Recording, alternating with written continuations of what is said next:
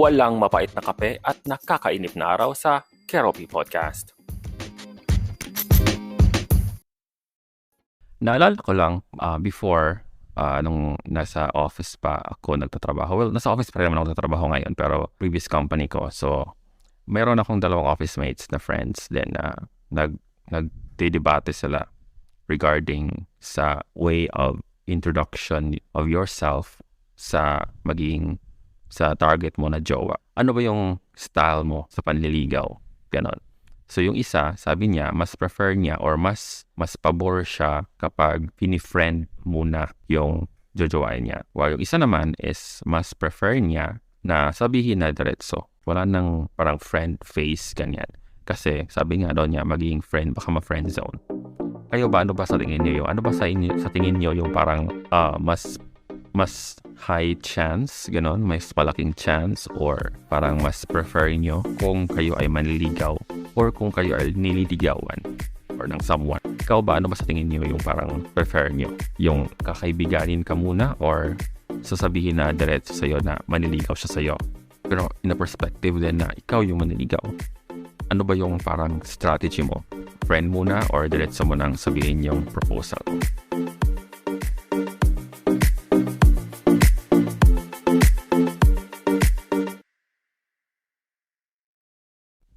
Maraming mga ways no or mga introduction of yourself sa magiging jowa mo or sa relationship. So, yung iba natural lang na pumasok sa buhay mo, yung iba parang nakausap mo lang siya sa somewhere sa bus, sa terminal or sa 7-Eleven or convenience store. Ganon. Meron din because magkatrabaho kayo. Meron din kasi same kayo ng organization. Or yung iba naman nasa mga clubs lang, sa mga party places, ganyan. Pero this one naman is specific. Of all those things, meron kasing mga parang, let's just say, template. Ano bang mas prefer niyo? Yung maging friends, yung i-friend muna or diretso na yung proposal? Kasi ako well, even until now, mas prefer ko talaga na diretso na yung proposal. Maaaring mag-friends muna kami pero at least alam niya na mayroon akong yung pagiging friendly ko sa kanya is hindi siya because of I'm looking for friendship. 'Di ba? Parang my ultimate goal ako. Parang at least alam niya yon. Hindi yung parang 'di ba may mga eksenas like for example some of the teleserye or Korean novela na parang because hindi niya sinabi na yun yung goal niya. So yung isa naman is nag-think siya na friend lang kami. So parang in other words na friend zone na siya immediately. Kasi yung tingin niya eh. So, because of that, so hindi niya binibigyan ng mali siya yun or something or any, growth yung mga ginagawa nung naliligaw na dumaan sa friend face. So, ayun, yun yung parang disadvantage nun. So, para sa akin, mas mabigat yung disadvantage na yun in terms of weighing the parang yun yung, parang mabigat yun for me. Kasi personally, if for example, ako yung nililigawan, pero yung pagdaan niya sa akin is parang friend muna. So because of that, parang mababox ko na siya na friend lang siya. Ganon. Kung ganon yung introduction niya sa akin, hanggang doon lang kasi yun. Parang hindi na siya mag-grow outside. Hindi ko pa siya na-experience yung parang from friend to a lover. Like, hindi ko maisip. Hindi ko siya matanto sa aking isipan. Wow. Na kaya ko yung gawin. It's like, kasi pag friend na kasi parang tingin ko kasi sa kanila is parang brother, sister, ganon. So, walang ganon. Parang it's really difficult to move outside if for example, if you started as a friend, malaking chance na hindi ka magsasucceed kung ikaw ay manliligaw sa akin. Now, because yun yung tingin ko, so hindi ko siya pinapractice din if ako naman nung manliligaw. So, because ganun yung tingin ko na baka ma-friend zone tayo kung dadaan tayo doon sa tunnel as a friend. Diba? Parang Trojan horse. So, kung ganun yung gagawin technique natin, so baka ma-stuck tayo doon. So, for me, mas prefer ko talaga yung diretso ko nang sabihin kung ano man yung pakay ko. And then after doon, pwede naman niya sabihin na, sige, diba, usually, gano'n naman yung parang, hindi naman sasabihin niya na, oo, parang magsasagot siya ng yes or no. sometimes pag-iisipan niya, ganyan, or sabihin niya, let's be friends muna. So at least at that point, parang, okay, at least alam niya na kahit friends muna kayo, alam niya mayroon siyang parang limitation ba? Hindi siya, for example, if he or she cares about your feelings, kasi alam naman niya na nanliligaw ka. So, hindi siya gagawa ng things na makakasakit sa'yo. Right? Alam mo yun? Although, hindi naman sinasabi na wala na siyang rights to do whatever he or she wants. No, kasi hindi pa naman kayo. And then, nanliligaw ka pa naman. Technically, wala kang pangkarapatan talaga ever. Pero, of course, as a courtesy na lang sa'yo, since nandyan ka, naliligaw ka. Pero, of course, kung wala ka, syempre, gagawin na yon. Right? Wala namang barriers doon. Yun lang. Parang napaka-bias na ako dito. So, because yun nga, hindi ako pabor doon sa friend muna na atake. Kasi may iba din kasi na prefer din talaga nila yun. Yung bang subtle lang, yung para sa kanila, yung hindi mo sasabihin muna kung ano yung intention mo para parang wala siyang bias.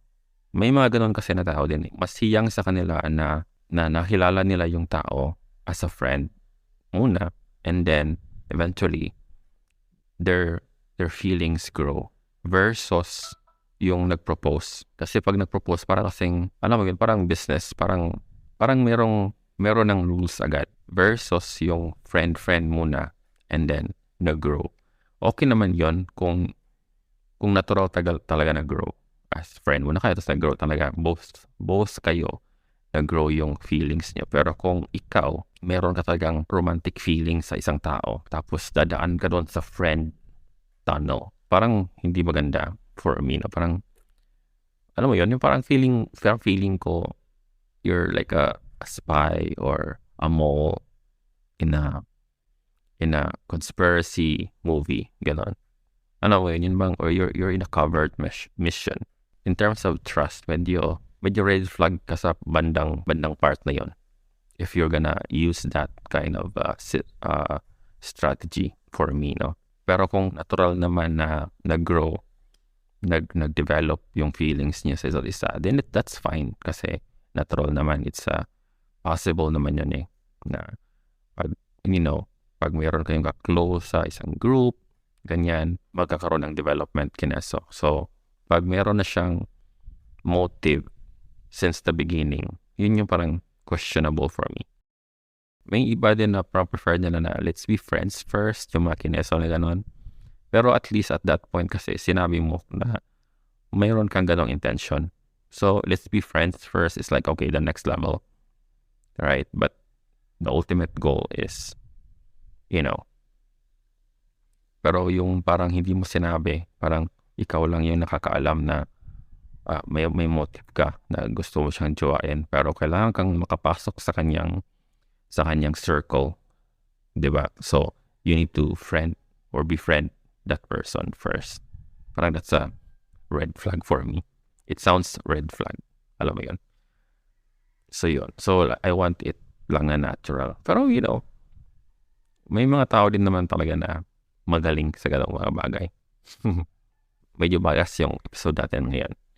Pero kung ikaw, mayroon ka pang other scenario, comment down below sa Q&A options. Option lang pala kasi isa lang pala ang pwede. So if you're listening on Spotify, may Q&A dyan sa baba. And you can comment your opinion, your reaction, and your kung mayroon kang personal experience dyan, comment down below also.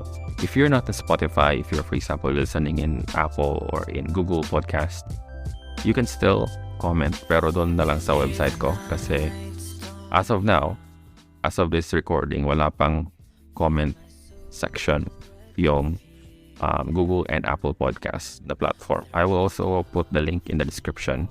Some of my podcasts have polls and other parang interactive kineso, not just comment. So you can also utilize that one. Alright?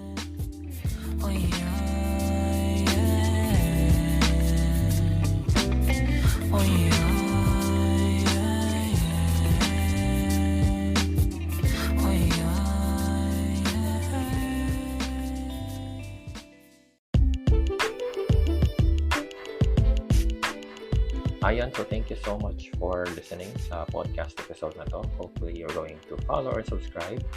I will be posting mostly my podcast every Thursday and Sunday. And so, again, this is Ropi, and thank you. And see you on my next episode. Bye.